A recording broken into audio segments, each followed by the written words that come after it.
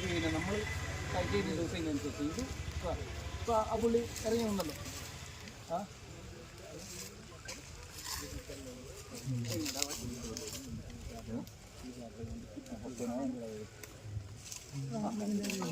आराम से जरा इधर घुमा के